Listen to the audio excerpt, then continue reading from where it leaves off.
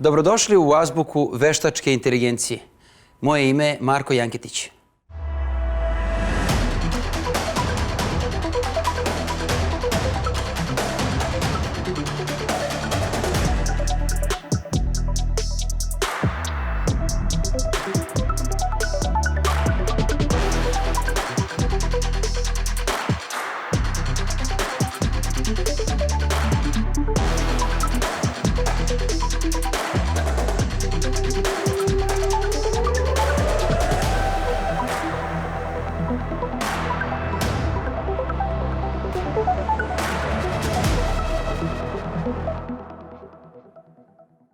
Kako vaša kompanija može da uđe u svet veštačke inteligencije?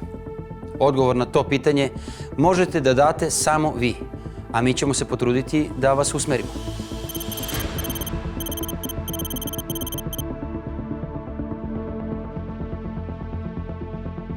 Setite se ili pokušajte da zamislite uvođenje interneta u tradicionalno preduzetničko poslovanje.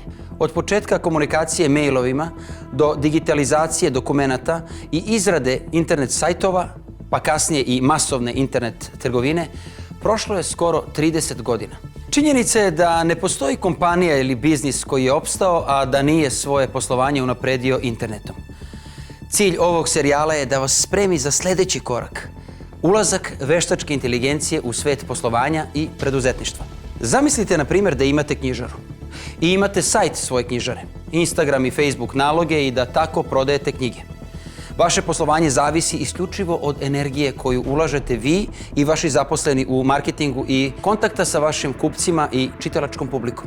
Za to vreme jedini koji rastu su oni koji pored tradicionalnih marketinških i komunikacionih alata u poslovanju koriste veštačku inteligenciju i analitiku velikih baza podataka.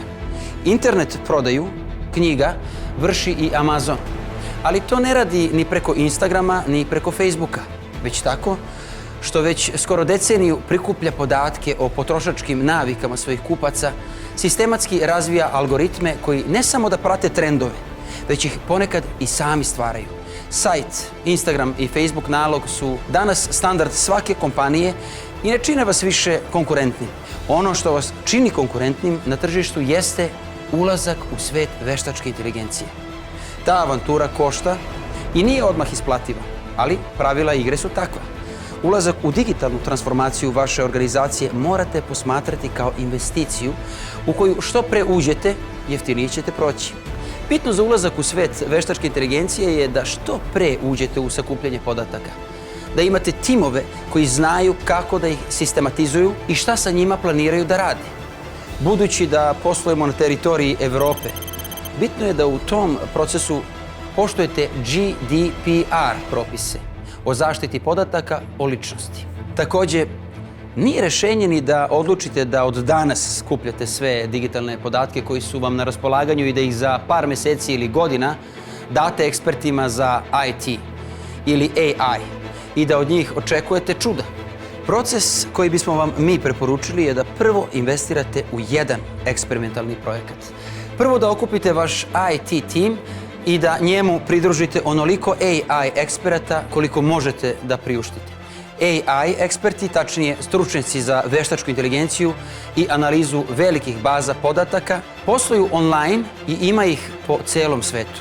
Dakle, prvi korak je da vašem IT timu dodate par eksperata za AI i da napravite neki mali pilot projekat kojim biste definisali koje podatke ćete prikupljati, na koji način ćete ih prikupljati i što je najvažnije, kako ćete te podatke koristiti u budućnosti za unapređivanje vašeg poslovanja.